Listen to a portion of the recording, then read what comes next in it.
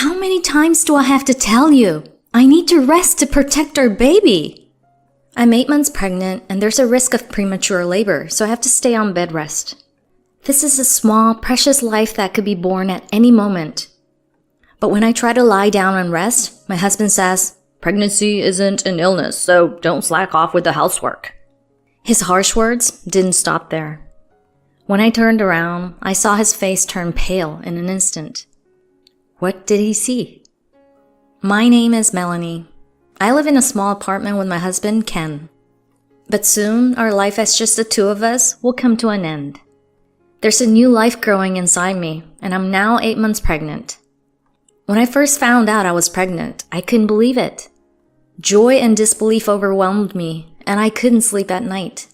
Every day, our baby was growing little by little inside me. The first time I saw its tiny heart beating during an ultrasound, tears fell from my eyes. The heartbeat of that tiny life felt like a new rhythm in my life, like a drumbeat filling my days with new hope. But as the pregnancy progressed, I found myself struggling with the changes in my body. There were days when I wondered when the morning sickness would finally end. My belly grew so big that I couldn't wear the clothes I liked anymore. But when I thought about the baby being born safely, these struggles seemed trivial. Giving birth is a major milestone in life. I believe this experience will strengthen the bond between Ken and me. I sincerely hope our precious child will come into this world safely. Now, I just cherish each day, waiting for that important moment to arrive. I met my husband in high school. He was the most popular boy in class, and it was easy to see why. He always made everyone smile, and he was kind to everyone. I still vividly remember the first time we talked. "Melanie, can you help me with this math problem?" he asked, coming over to my seat. That was our first conversation. He seemed capable of doing anything, but he apparently had some trouble with studying. When I carefully explained how to solve the problem, he beamed and said, "Thanks, Melanie. You really helped me." I was captivated by his smile. As time passed, we went from being just classmates to confiding in each other. Even after we went to college, we made time on weekends to talk about our studies and future dreams. He always listened to me seriously, sometimes giving me tough advice, but that was part of his charm. However, life after marriage turned out to be tougher than I had imagined. Especially after I found out I was pregnant, my health deteriorated, making it hard to keep working. At first, Ken was worried about me, but gradually, he began urging me to quit so he could focus on work. Our household chores were supposed to be shared from the beginning, with the person who noticed something needed doing taking care of it, as my husband suggested.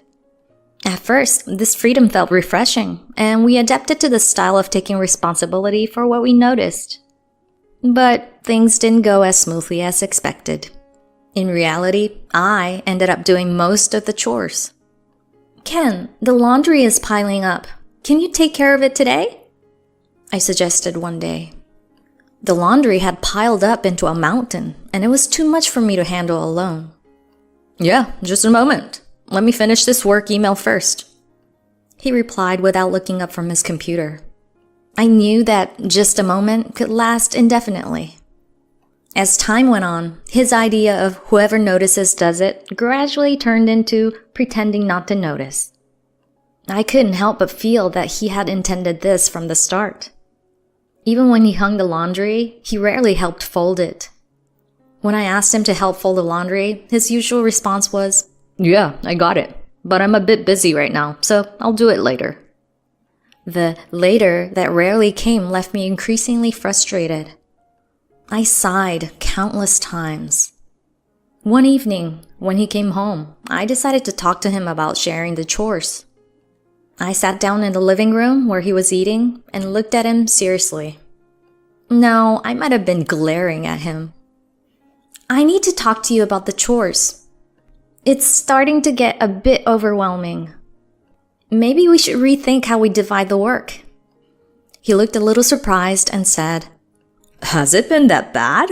But we agreed when we got married that whoever notices should do it, right?"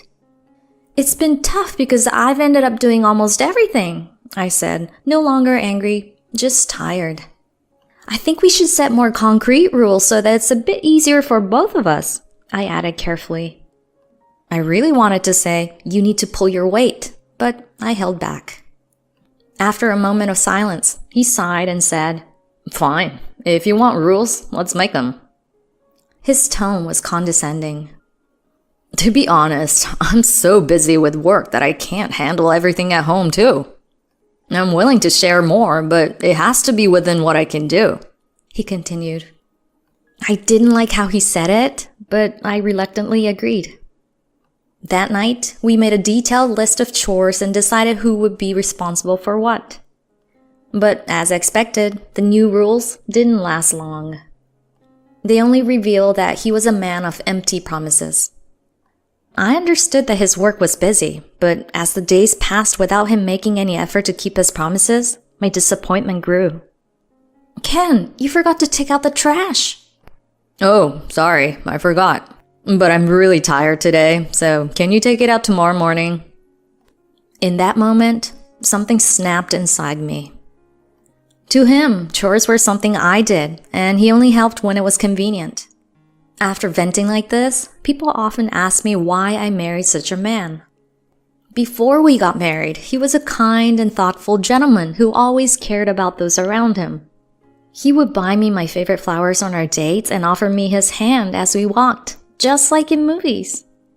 But after we got married, he changed completely, like a different person.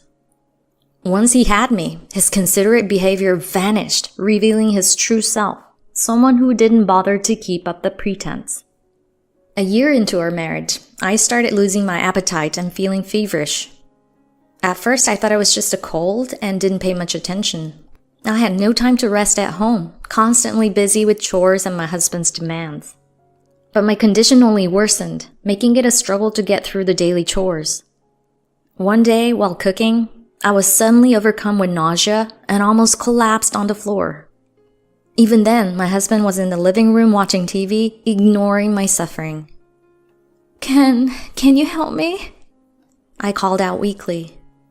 He reluctantly turned off the TV and coldly asked, What's wrong? Are you sick? I'm feeling nauseous. I need to lie down for a bit. Can you take care of dinner? But his face showed clear displeasure. Why do I need to do that? Just because you're sick doesn't mean you should drag me into it.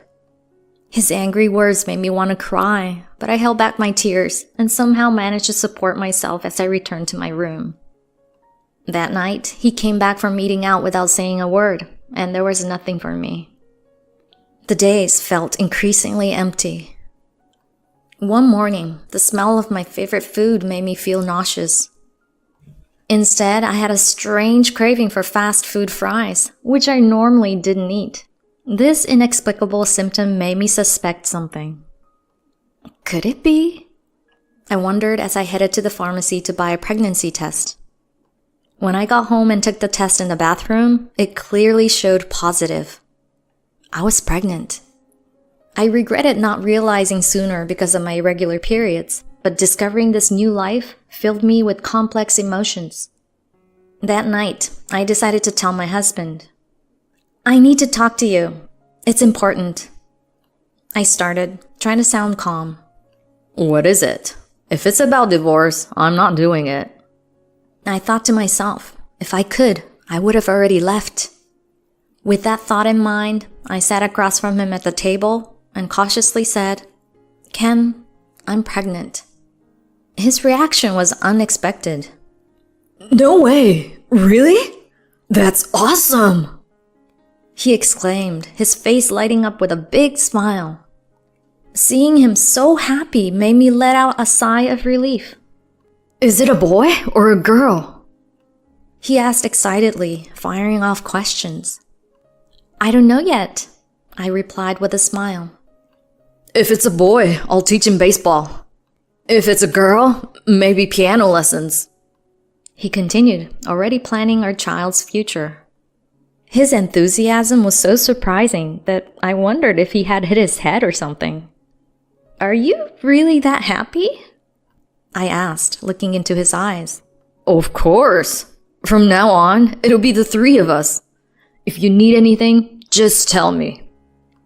He said with a serious expression, holding my hand. His words gave me hope that maybe he would change, even a little. But that hope soon crumbled. After finding out about the pregnancy, my health rapidly declined. The morning sickness was so severe that I could barely eat or even smell anything without getting sick. I hoped that with my husband's support, it would be a little easier, but his response was far from what I expected. One day, as I lay on the living room sofa, he came home. Without even glancing at me, he went straight to the kitchen, opened the fridge, and searched for something to eat. Then he turned to me with a look of dissatisfaction. Hey, where's my dinner? Why haven't you made anything? He asked, his voice tinged with irritation. I'm sorry, the morning sickness is really bad today, and I couldn't move. Could you please buy something for yourself? He frowned and threw out an unbelievable remark. Why can't you even cook a meal? Are you just being lazy? His words made me feel nothing but sadness. It seemed he had no understanding of my suffering. The next day, I managed to drag myself to the washing machine to do laundry when he approached me. Why are you using the dryer? It's a waste of money. Don't slack off with my money. I'm too tired to hang them up. If it bothers you, why don't you do it? I replied, struggling to stay calm. You're telling me this after I've come home tired from work? You've been lying down all day. At this point, his presence felt like a bigger burden than all the piled up chores. Another day, when I told him I wanted some fries, he coldly replied, Go get them yourself. Stop being so needy.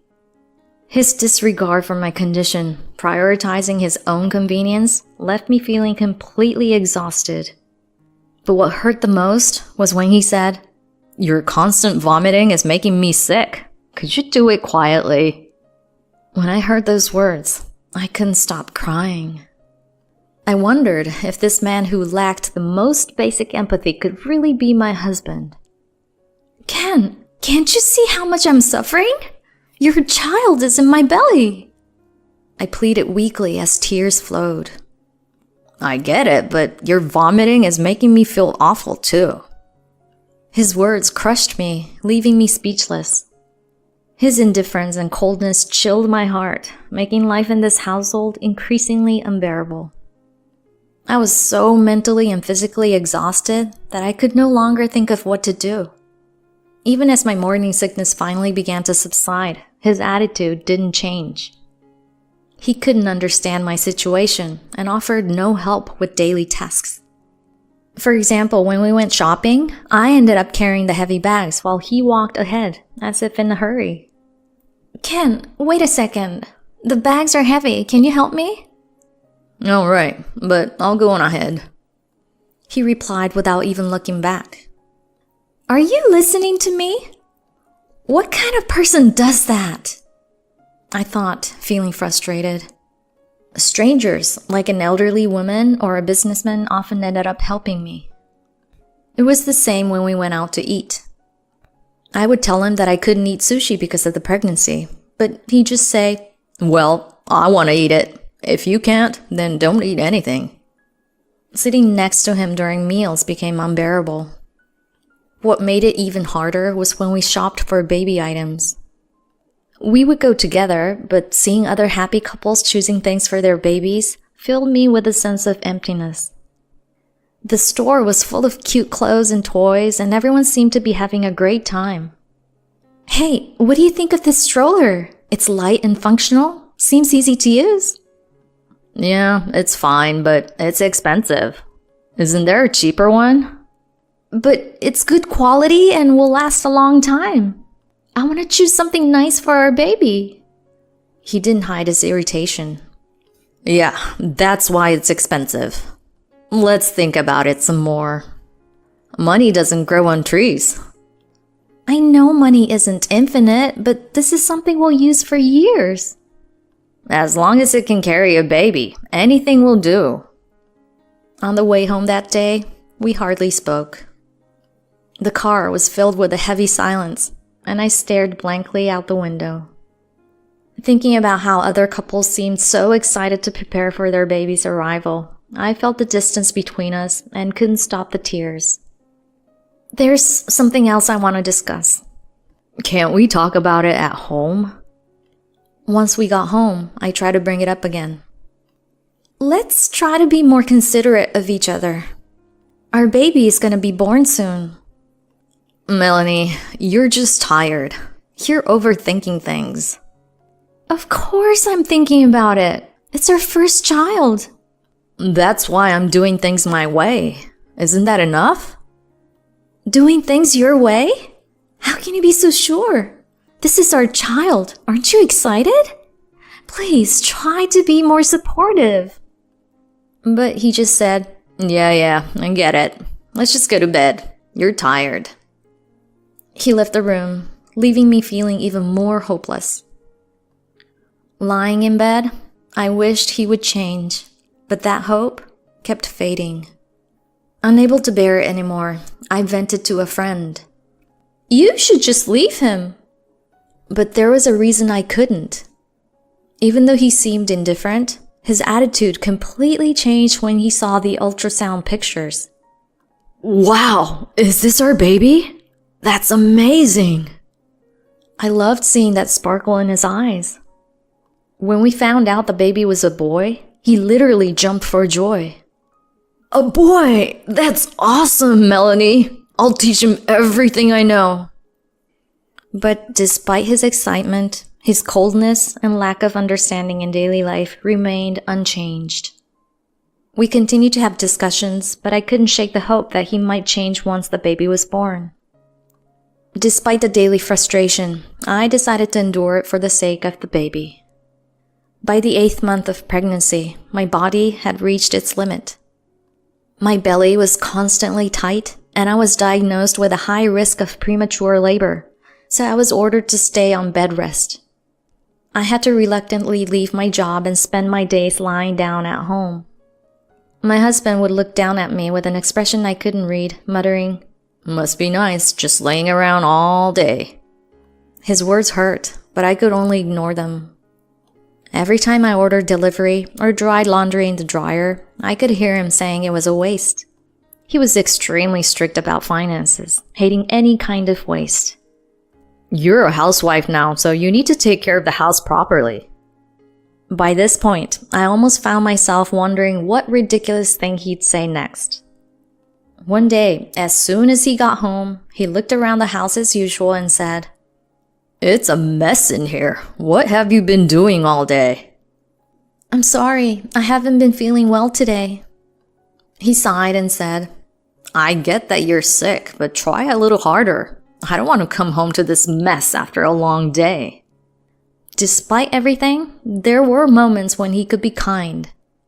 One evening, when I was suddenly hit with severe abdominal pain, he rushed over, worried. Hey, are you okay? Should we go to the hospital? I'll call a taxi. His concern surprised me, and I thought maybe he still has some kindness left. I felt a bit relieved, sensing that there was still some love left in him. Thank you, but I'll be fine after a little rest. Don't push yourself. I'm really worried, he said, holding my hand. The warmth of his hand reminded me of the gentle husband I used to know. The next morning, before leaving for work, he asked, Are you feeling better today? That simple question lightened my heart so much. But those moments of kindness were short-lived. Daily life was still filled with battles over his lack of understanding. I struggled each day, caught between hoping he might change and facing the reality. Still, the thought of our child being born kept me going, believing that all the hardships would be worth it. A week before my due date, my belly became even tighter, and the doctor told me that the baby could be born any day. When I told my husband, he said, The baby's healthy, right? Then everything's fine. His casual attitude made me uneasy. Sure, the baby was healthy, but at the time I was terrified that the baby might be born too soon. Then something happened that finally put an end to my life with this terrible husband. That day, his awful behavior was on full display again. When I tried to warm up the delivery meal, he said, "Pregnancy isn't an illness. You don't have a 104-degree fever, so don't slack off with the housework." His words pierced my heart, but I could only endure them. Then he opened a can of beer and started drinking, which pushed my frustration to the limit. "What do you want to drink?" he teased, continuing to taunt me. "Just one more month and you can have one," he said, turning around, but his face suddenly changed. "What's with that face?" I asked, turning around slowly. My brother, Jack, was standing behind me. He glared at my husband with an expression full of anger. "What do you mean by just one more month?"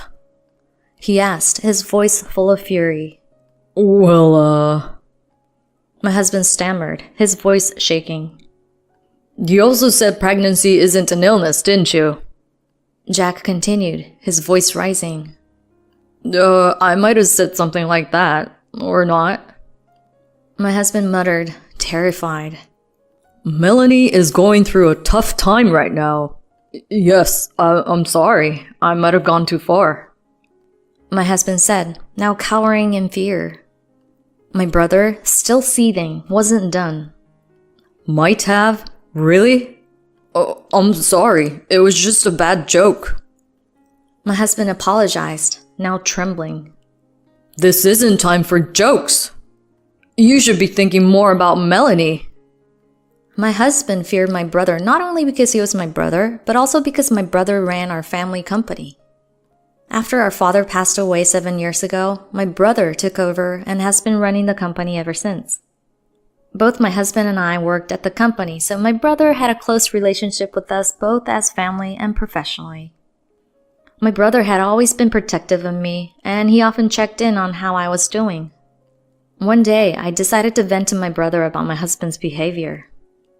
"He doesn't take my pregnancy seriously," I confessed to my brother. He listened intently, and he wanted to confront my husband, but I stopped him. "Thank you, but if you scold Ken, it'll just make things more uncomfortable. Please, let it go," I pleaded. "You're just gonna keep getting hurt." "I just needed someone to listen. He can be so petty. It's a hassle," I explained. That day, my brother came over to check on me because he was worried about my health. The doorbell was broken and the door was unlocked, so he came inside just as my husband was saying, "Just one more month and you can have a drink." Hearing that, my brother couldn't contain his anger. "If you're a man, stop making excuses. Do you know how much your wife is suffering? What's with your attitude?" My brother yelled, advancing on my husband. I'm sorry, I really am," my husband stammered, apologizing profusely. "Thank you, Jack, but it's okay now," I intervened, trying to calm the situation. "Melanie, don't put up with this. I can see how much you're struggling. You should have told me sooner," my brother said gently, almost making me cry. After that, we sat down in the living room to talk. My brother, still angry, laid into my husband with harsh words. "I want to tell you to leave this house right now, but this is between you two. However, don't forget that you have a small life about to be born." His words left my husband speechless. "To protect the baby, Melanie will stay at my house until she gives birth. You'll have to manage on your own," my brother declared. The sudden turn of events left me shocked, but also relieved by my brother's words. Meanwhile, my husband was visibly shaken. "But I can't cook or do laundry. Figure it out yourself," my brother cut him off sternly. The weight of his words left us all silent. In that moment, I felt a mix of anger and sadness toward my husband. "We never thought it would come to this, did we?" I said quietly to him. "I'm sorry. I'm really sorry. I don't know what to do," he replied, sounding lost. "I'll do what my brother says, but I know you care about the baby." You'll have to manage on your own. But until then, you need to pull yourself together, I suggested. Thank you. I admit I've done wrong. I'll change, so please trust me, he said, giving me a glimmer of hope. At the same time, I made a decision in my heart. This will be the last chance. If he doesn't change, I'll divorce him. I also considered raising the child on my own. The next day, I began preparing to move to my brother's house. If you need anything, just let me know, my brother said, his kindness deeply touching me. My husband helped me pack my things, all the while looking like he was lost in thought. I'm really reflecting on this. I'll wait for the day you come back, he said, leaving one final message before I left. The days at my brother's house felt like living in a completely different world. My sister-in-law, Allison's warm care brought a sense of peace I hadn't felt in a long time. One day, while looking at the fluffy bed she had specially prepared for me, we had a deep conversation. Melanie, we're looking forward to the baby's arrival, so take your time to rest, she said, gently handing me a blanket. Her kindness always warmed my heart. Thank you so much. I want to be as considerate as you are, I said, expressing my gratitude. I've been submissive to my husband for so long, but maybe that's why I spoiled him, I confided.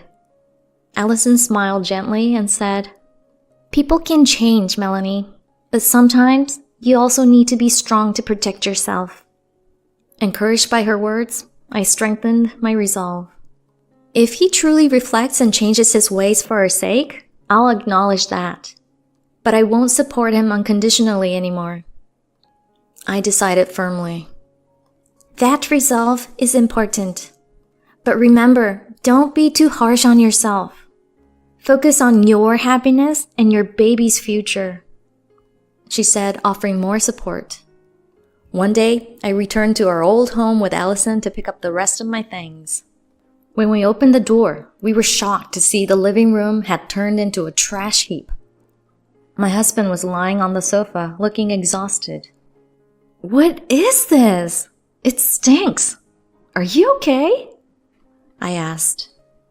I have a bit of a fever and can't move, he replied weakly.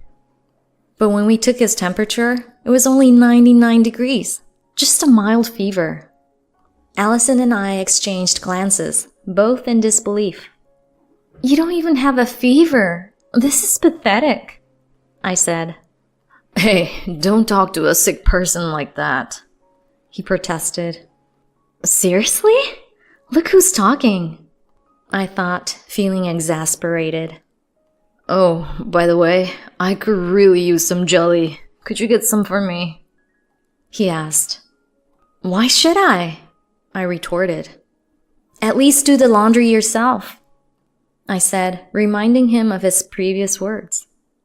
What was it you said to me before?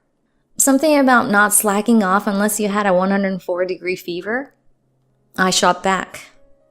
Allison stifled a laugh and I added, Make sure the place is clean before the baby is born. With that, I left the room. Later, he sent me a desperate message asking for help, but I just replied, Don't slack off. On the way back, Allison and I had a long conversation. Melanie, you did well, but give him a chance. People can change, she said, encouraging me.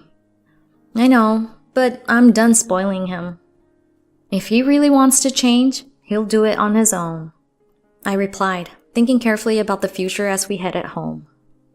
I felt strongly that this experience was a true test and an opportunity for growth. After overcoming the threat of premature labor, the day of delivery finally arrived. I was filled with a mix of nerves and anticipation, overwhelmed by emotions. But the midwife calmly welcomed us, saying, It's gonna be okay. Let's do this together. Take a deep breath and push now, she instructed. My husband held my hand tightly, occasionally encouraging me, saying, You're doing great, Melanie. You can do this. Those words were incredibly reassuring. As I fought through the pain, the midwife's voice saying, Just a little more. You're about to meet your baby, gave me felt the strength to keep going. My husband, tense and sometimes tearful, stayed by my side, supporting me the whole time. And finally, our baby was born. You did it! A healthy 6.6-pound baby boy! The midwife announced. She gently placed our tiny baby on my chest. The warmth and weight of our newborn brought us immense joy, washing away all the struggles. Tears streamed down my husband's face. His expression was one of relief, as if all his worries and tension had melted away. Thank you so much, Melanie, for giving birth to a healthy baby, he said through tears, his hands trembling as he held mine tightly. As the sound of our baby's first cry filled the room, it marked the beginning of our new family. The sound resonated deeply in our hearts. This is our baby, I said softly, and my husband nodded, smiling with teary eyes. Yeah, we'll support him together. I'm so proud of how strong you've been, he said, pulling me close and gazing at me intently. It's amazing that this tiny, perfect life is really ours, he whispered as he gently stroked the baby's tiny hand with his finger. Watching him, I realized just how much he had been waiting for this moment, and I felt truly grateful for the changes in him. Yes, our days ahead will be completely different, filled with new challenges, but we'll face them together, I told him. He nodded, saying, Being by your side makes me the happiest man in the world. He quietly stroked our baby's head. That day became an unforgettable treasure for us as a couple, making a big step into our life as a family. We made a fresh commitment to support each other and raise this small new life together. Returning home from the hospital, our new life began. At first, I had some doubts about my husband's skills in taking care of the house. Sometimes he'd fall asleep before our son, exhausted from the day.